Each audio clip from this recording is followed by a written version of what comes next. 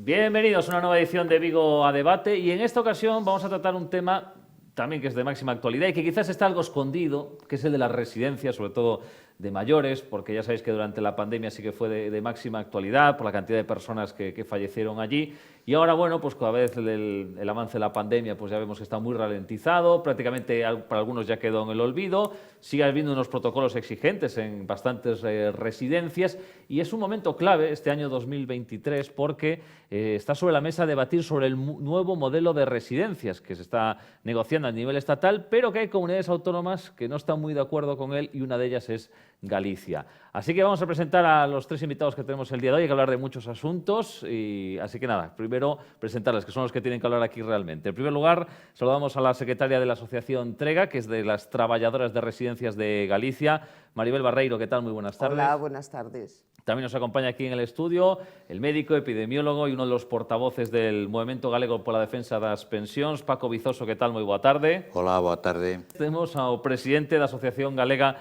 de Familiares Usuarios de Residencias de Maiores de Vellez Digna, Pepe Bernárdez. Que tal? Moi boa tarde. Boa tarde. Que tal a todos? Bueno, temos aquí a tres representantes de diferentes ámbitos. A mí gustaría que estivera tamén aquí con nós algún director ou xestor de residencias. A verdade é que intentei, no? Falei con algunas delas, a maioría me contestaron, así que en ese caso quero agradecerlles, por exemplo, no caso de Acolle, da Sociedade Galega de Xerontoloxía e Seriatría, que responderan a chamada, pero finalmente non puderon estar aquí. Tamén intentamos que estivera con noso director xeral de Maiores, dependente da Consellería de Política Social, non pudo ser posible por tema horarios, pero sorprendeume que hai outros colectivos ou residencias que chamei, como non tiña resposta, enviei correos electrónicos e todavía sigo esperando que me digan algo, se podían participar ou non, que por exemplo, así citar a Asociación Galega do Sector da Dependencia ou a Asociación Galega de Residencias da Terceira Idade ou a Residencia Bodía, que está en Vigo e área metropolitana. É dicir, que aquí invitamos a que estivera algún representante, pero algúns por motivos que non podían e outros porque es que ni siquiera contestaron, pues non están aquí presentes. Así digo, porque se pode faltar a súa voz. Eu non sei se isto significa que hai certo temor a falar de diferentes cousas ou que hai medo que lle poda aquí decir aos nosos acompañantes. Así que, en primeiro lugar, quería preguntarvos, porque a última vez que falei con vos estábamos nun momento, creo que, dunha das ondas da pandemia e a cousa estaba pois, preocupante nas residencias, pero xa pasou eso peor.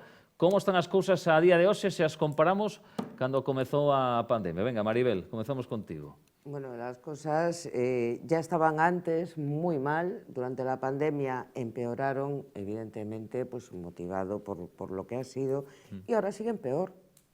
Es que peor que en 2020. Sí. Peor que en 2020. Es que el declive ya es de hace unos cuantos años, pero el declive sigue existiendo y sigue yendo en cuestiones pues, salariales, en cuestiones de material para trabajar, en cuestión de atención a los mayores. Seguimos exactamente igual. La administración ni está ni se le espera, las inspecciones no funcionan y la empresa privada campa a sus anchas, que es lo que realmente quieren. Ellos lo único que buscan es su beneficio y donde pueden recortar salarios, comida y atención y material, y es lo que están haciendo. Por ejemplo, Maribel, ¿tú cuántos años llevas trabajando en residencias? 28. ¿Y es el peor momento que estás viviendo? Con diferencia, con diferencia. Paco, panorama actual.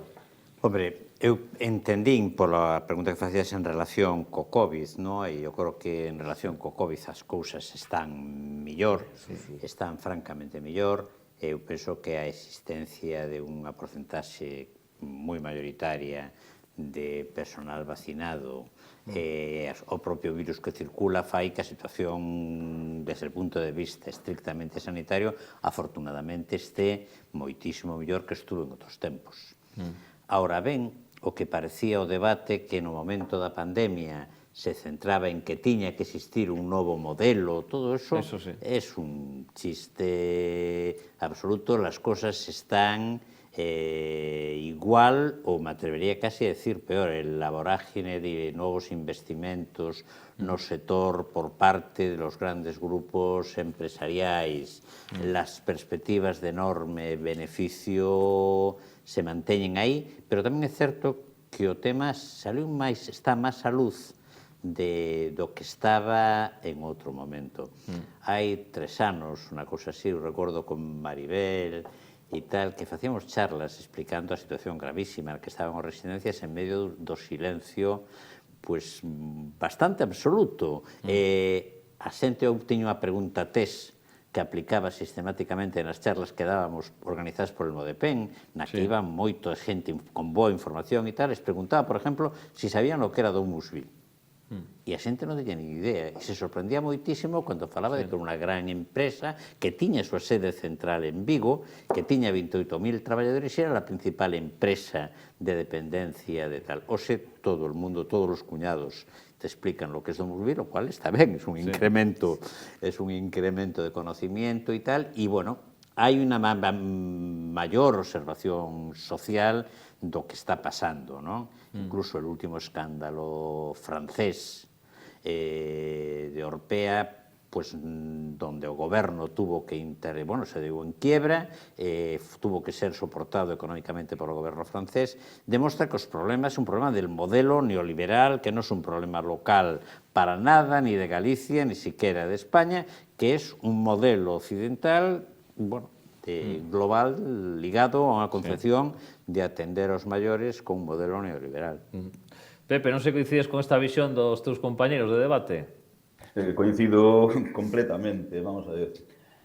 Nós, efectivamente, tratábamos de informar antes da pandemia do que había nas residencias e non se nos facía nin caso, non? Por iso, entre outras cousas, pasou o que pasou, porque estaban nun estado lamentable. Pero que agora, despois do COVID, cando esperábamos que houvese unha reacción tanto social como da clase política e que houbera grandes avances, non? Que isto non volvera a pasar, pois as cousas están moitísimo peor. Estou falando desde o punto de vista dos familiares. Agora, por exemplo, non podemos ir como antes por sorpresa á residencia, o sea, vamos a visitar o abuelo, pois vamos, ou o meu pai, pois vamos. Non, agora tens que pedir permiso, pedir cita previa, che poden dar ou non, según protestes ou non protestes, se ti non tens maneira de comprobar si hai sitio na residencia porque ti fagas unha visita ou non o hai. O sea, estamos absolutamente en mans das residencias. Por outro lado, antes había enfermeiras. Agora as residencias están funcionando sin personal sanitario. Dicen que é porque non topan enfermeiras. É mentira, as tiñan. Se lles foron de puro maltrato laboral. E de non cumprir cos convenios e de pagarlle fatal e aguantar unhas presións tremendas.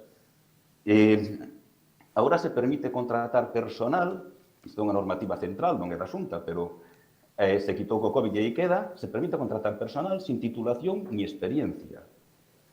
E non hai enfermeiras, o personal auxiliar ten que facer a función das enfermeiras e pode acabar sendo personal sin titulación nin experiencia quen acabe facendo funcións deste tipo. Estamos nunha situación realmente pois bastante peligrosa. Entón, desde o meu punto de vista, a cousa pois empeorou bastante. Hai outro tema tamén que me preocupa moitísimo particularmente e é o tema da xustiza. É dicir, as residencias, hubo moi claramente, nalgúnas entrou o COVID, se contagiaron 2 personas e de aí non pasou, en outras hubo un contagio masivo. Pois a xusticia, con 30.000 mortos en riba da mesa, se negan a investigar.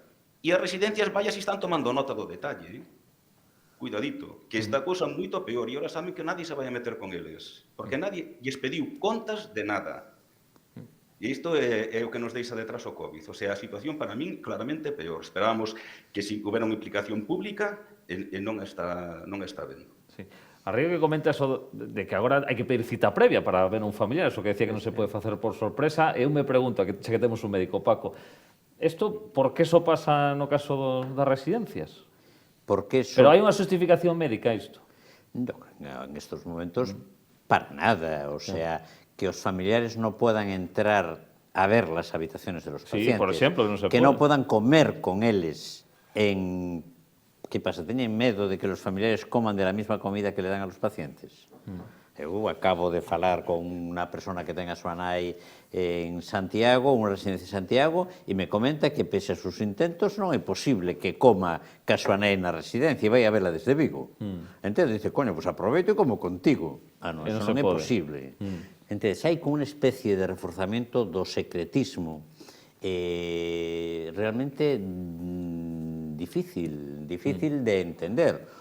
O no tanto, claro. O no tanto si lo que se busca es manter, si o objetivo fundamental es o negocio. ¿Entiendes? Y ese es el problema fundamental. Si el negocio, y a mí me parece estupendo los negocios, no tengo nada contra los negocios, ¿no? El problema é si en el mundo dos cuidados, como é a sanidade, ou como son os cuidados maiores e dependentes, o beneficio ten que ser o criterio fundamental que guíe a acción das institucións. E eu, sinceramente, creo que non.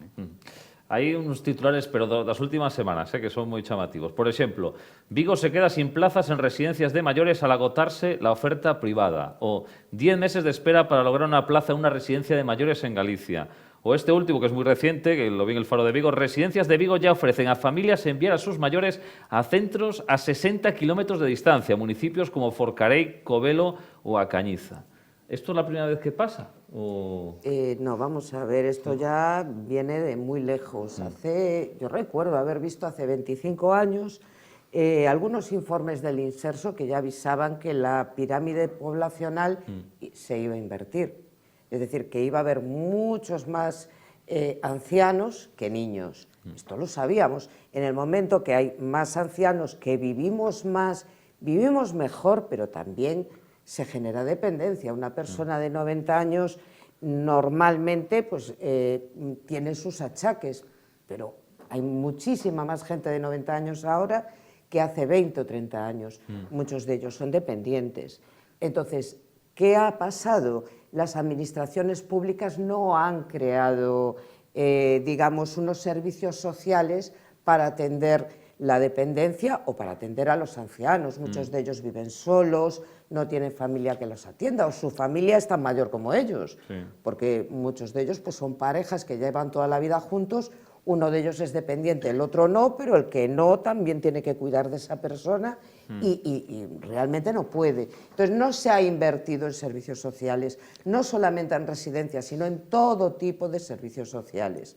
La última residencia pública que se ha creado en Galicia, pública de la Xunta de Galicia, fue hace 19 años. Lo que han hecho es concertar plazas con las residencias privadas, a un precio mucho más cómodo, nos ahorramos un dinerillo y después las residencias públicas también se las damos a la gestión privada. Es decir, yo concierto con una empresa privada, me olvido del personal, me olvido de los costes y yo le pago X por cada usuario que tengan. Entonces, tenemos un déficit estructural, no solo de plazas de residencias, sino de todo tipo de servicios sociales de atención a dependencia. No solamente en ancianos, también pues, en personas más jóvenes, en pacientes psiquiátricos, en enfermos terminales. Se han cerrado los hospitales psiquiátricos, se han cerrado las unidades de cuidados paliativos y todos estos acaban en residencias, porque acaban en residencias. Yo trabajo en una y te puedo decir que las personas que están entrando son muchísimo más jóvenes que el perfil que teníamos hace unos años. Ahora la edad ya no es un criterio excluyente para ingresar. ¿Jóvenes cuántos hablas de años? Pues en la nuestra pues tenemos personas más jóvenes que yo, con 50, 50 y pico. Conozco centros en los que hay personas que no llegan a los 30, que son personas de un perfil psiquiátrico, pero nos los meten... O sea, hay una mezcla ahí de todo tipo de problemáticas. De todo tipo. Las residencias no están creadas para eso, conviven personas jóvenes con ancianos, el personal tampoco está formado en atención psiquiátrica y tenemos un batiburrillo. Y las residencias privadas pues ven su agosto en todo esto porque hay muchos ancianos, no están los servicios sociales necesarios, no hay una ayuda a domicilio fuerte, que es lo que debería haber, porque la primera barrera es la ayuda a domicilio. Si tuvieran una ayuda a domicilio en la medida que lo necesitaran y no 2 horas diarias, muchas de esas personas podrían seguir viviendo en su casa con una calidad de vida mejor, porque tú cuando sacas a alguien de su domicilio y lo metes en una institución, lo estás arrancando de su entorno y de su familia. Está en un lugar que es totalmente hostil para ellos. Tú imagínate, ahora tú de repente, o yo, pues nos ponemos malitos y nos meten en una residencia, compartiendo habitación con un desconocido, con unos hábitos perdón, totalmente distintos al que tenías en tu casa, no tienes tus cosas, tus libros, tu entorno, tu familia, tus amigos. Pues eso es lo que está pasando. No hay centros de día públicos tampoco, hay muy poquitos y la mayoría están especializados en Alzheimer. Entonces, lo que se debe hacer es no empezar la casa por el tejado, sino por los cimientos y, primero, dotar presupuestariamente a los servicios sociales públicos y de calidad, que es lo que debe hacerse, y servicios sociales de proximidad, que la residencia sea el último recurso, que es lo que debe ser. Sí, no el primero que está pasando, ¿no? Antes, Paco, que fale Pepe tamén aí, dende a distancia. Contanos, Pepe, como estás vendo todo o que están aquí comentando?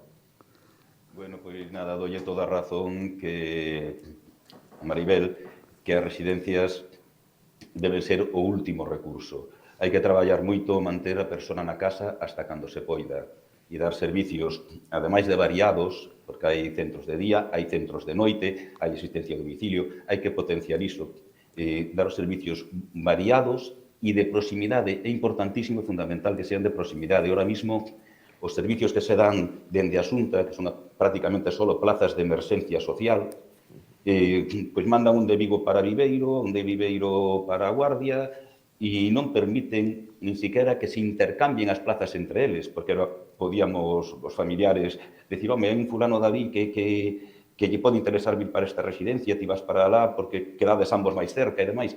Non permiten facer eso. Parece que o que estean lonxe, pois a administración non o ve, nin lle dá importancia ninguna. E ao estar lonxe, non poden recibir visitas, ou polo menos non poden recibir tantas. Van os familiares unha vez a semana, sabemos casos de xente que por estas limitacións de familia, de visitas, perdón, fan 2 horas de viaxe para unha visita de media hora e outras 2 horas de viaxe de volta.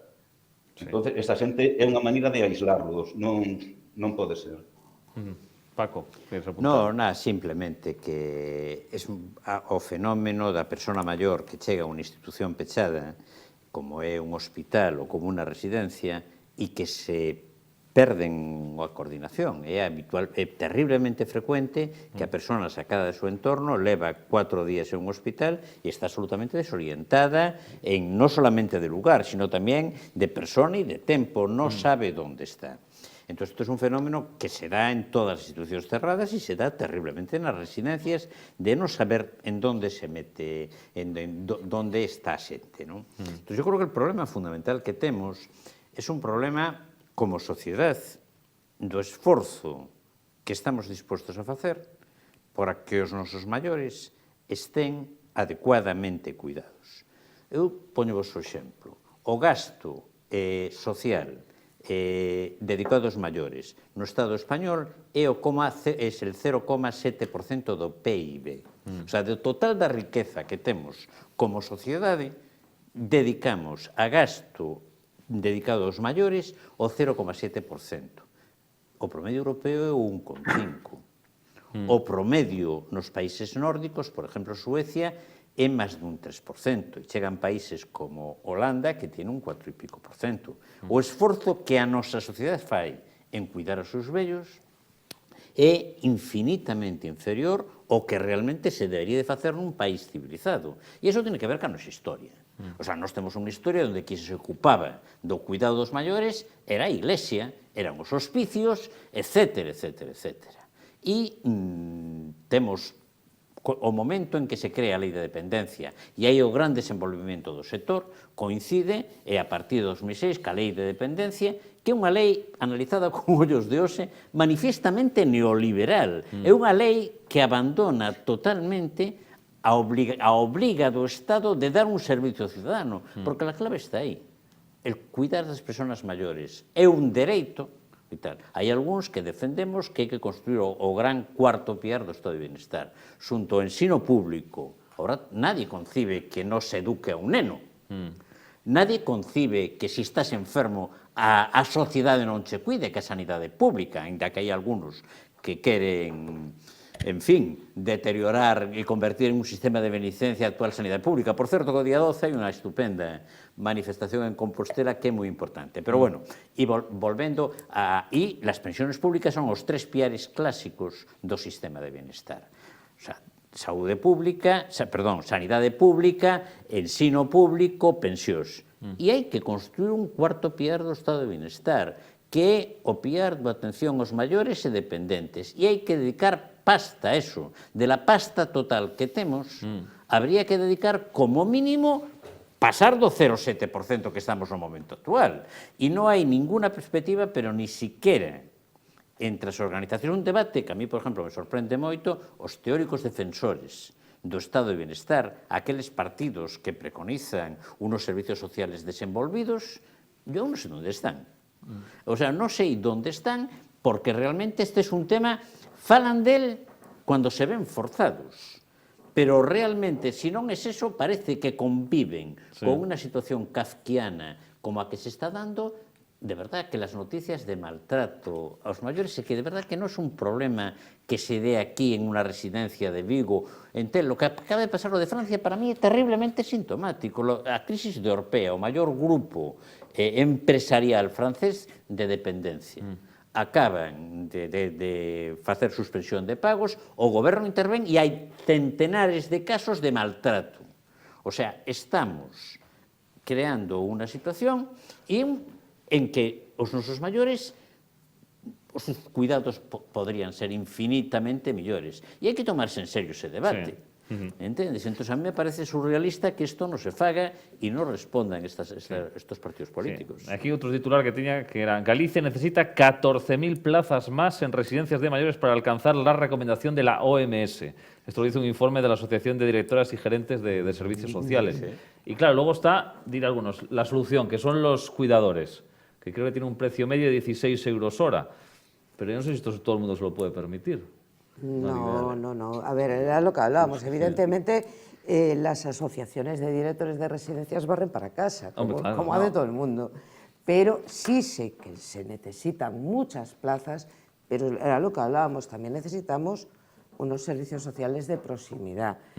Debería haber, pues eso, un servicio de ayuda a domicilio público que fuera el suficiente para atender a las personas, pues servicios como en lavandería a domicilio. Se pueden combinar varios servicios, pues una teleasistencia, comida a domicilio. Todo eso se puede combinar para intentar tener al mayor número de personas en su domicilio, que muchos que están en residencias podrían estar en su casa perfectamente.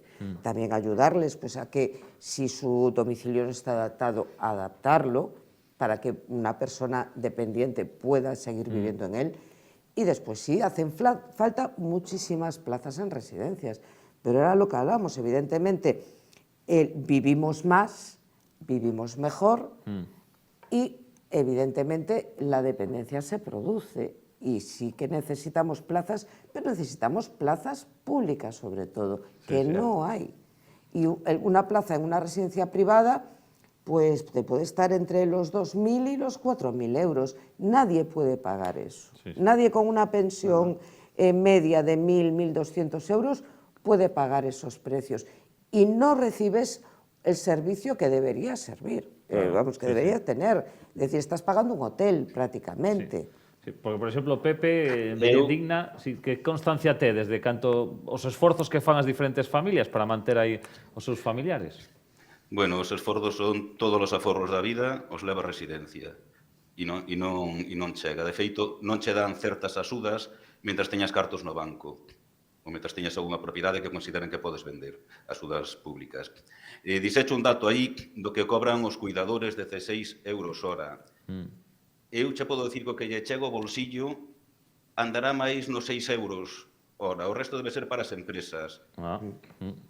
Eso é así. Despois, os cuidadores, se vou falar tamén das residencias, por exemplo, caso pois de Domus Vi, que é o que mellor coñezo, esta empresa cobra cada ano unha subida do IPC completa, a que sea o IPC, máis un 3% máis.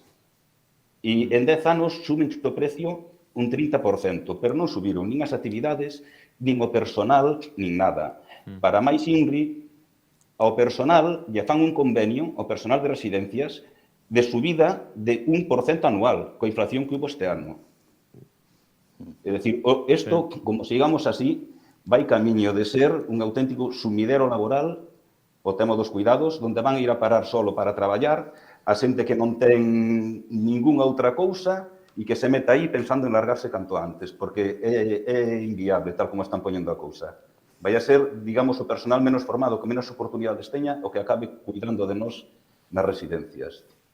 Residencias que, efectivamente, deben ser o último recurso. Temos que ir a servicios de proximidade e de calidade e públicos para que eses 16 euros que o mellor paga a administración por hora vayan para o bolsillo de quen ten que ir, que é do cuidador, non dunha empresa intermediaria que se leva a tallada por facer nada máis que unha xestión. Se queres falar, Paco, deixame ir a publicidade, vale? E agora continuamos na segunda parte deste Vigo Debate, falando sobre a situación nas residencias.